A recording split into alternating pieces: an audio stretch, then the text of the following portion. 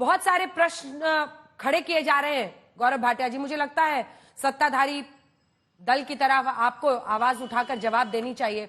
एक तो आंकड़ों को जारी करने में देरी, दूसरा ये तमाम विपक्षी पार्टियों का कहना है कि प्रचार में लिप्त आपकी सरकार, व्यस्त आपकी सरकार वहां पर सही इंतजाम नहीं कर पाई।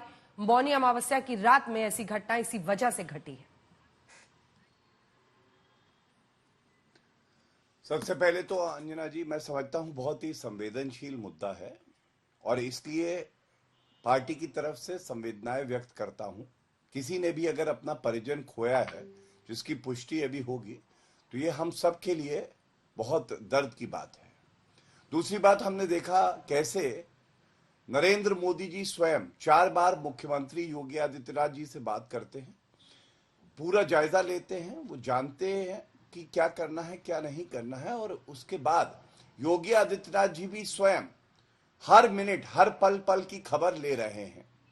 मौके पे वरिष्ठ पुलिस अधिकारी हैं, वहां पे जो एडमिनिस्ट्रेटिव ऑफिसर्स हैं वो स्वयं हैं, और इसलिए मैं इतना ही कहूंगा, अभी हमारी प्राथमिकता ये है कि कोई भाई बहन हमारा अगर चोटिल है, अगर उसको इलाज की जरूरत है, तो वो इलाज सुनिश्चित कराया जाए, जो कराया जा रहा है। आपने बात कही कि देरी क्यों हो रही है ये बताने में, कितने लोग घायल हुए हैं, कितने लोगों ने जान खोई है। तो मैं आपको एक बात बता दूं कि कभी भी जब एक दिन के अंदर हमने देखा किस तरह से 10 से 12 करोड़ जो है श्रद्धालु आज प्रयागराज में हैं, और जिसमें बताया जा रहा है 6 करोड़ लोगों ने स्थान लिया है, तो हमें भी ये सुनिश्चित करना है जो जानकारी बाहर आए वो सबसे पहले तो रिलायबल हो, ऑथेंटिक हो, और जो कानूनी प्रक्रिया होती है, जैसे पंचनामा होना होता है, हो सकता है पोस्टमार्टम की भी आवश्यकता हो, परिजनों को खबर देना हो, उनके परिजनों की व्यवस्था करना हो, और उसके बाद जो पार्थिव शरीर है वो किस तरह से व्यवस्था के अनुसार वहां से ले जाया जाए। मैं समझता हूं ये सारी हमारी प्राथमिकताएं हैं और कानून के दायरे में रह के प्रशासन अपना काम कर रहा है। तीसरी बात, आपने कहा इंतजाम की कमी है, तो मैं एक बात जरूर कहना चाहूंगा और बड़ी जिम्मेदारी से कहना चाहूंगा।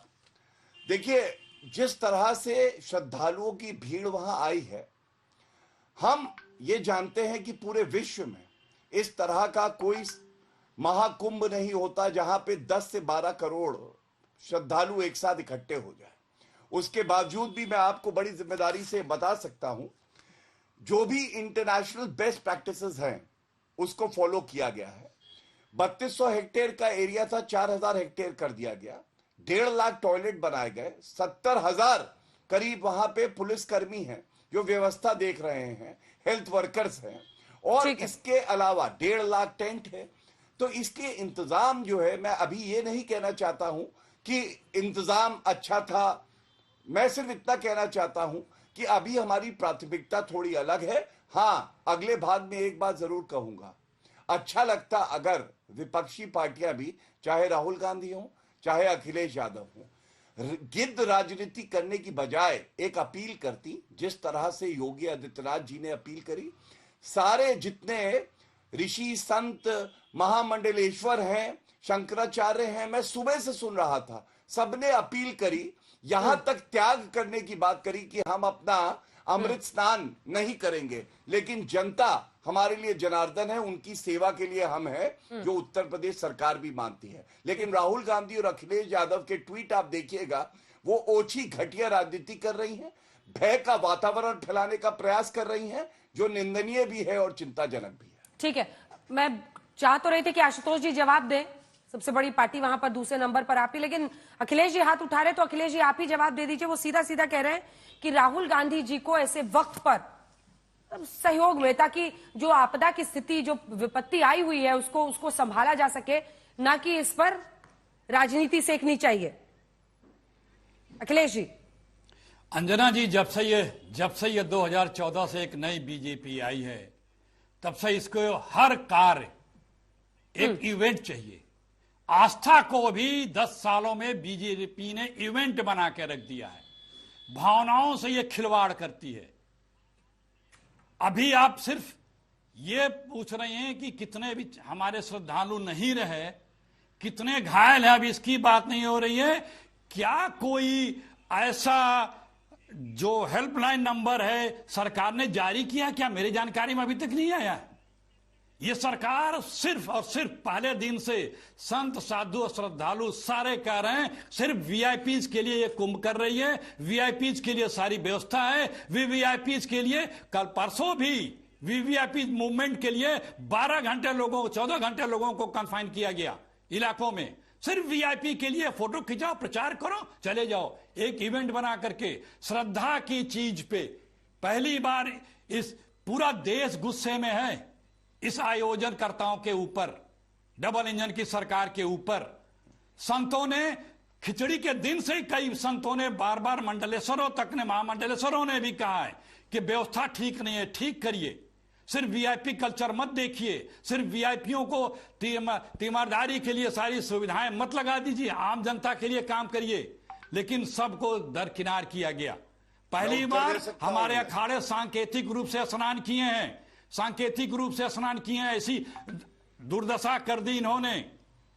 ये सिर्फ और सिर्फ हमारे सारे नेताओं ने ठीक से पढ़े, ये सुने, सब ने अपील की है कि बेहतर व्यवस्था करिए, शांति बनाए रहिए, धीरे धीरे चलिए, आराम से चलिए। और हमारे संगठन वहां पे मदद कर रहे हैं, सेवा दल वहां कैंप लगा के काम कर रहा है।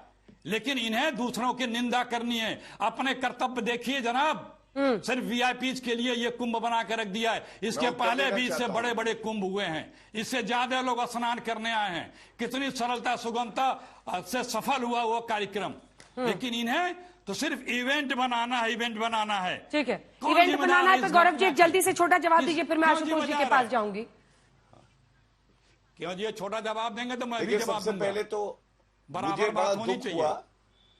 सबसे पहले तो कांग्रेस पार्टी को मैंने कहा कि अपील नहीं करी इनके वरिष्ठ नेताओं ने, राहुल गांधी खड़गे जी, सोनिया गांधी, प्रियंका गांधी वाड्रा।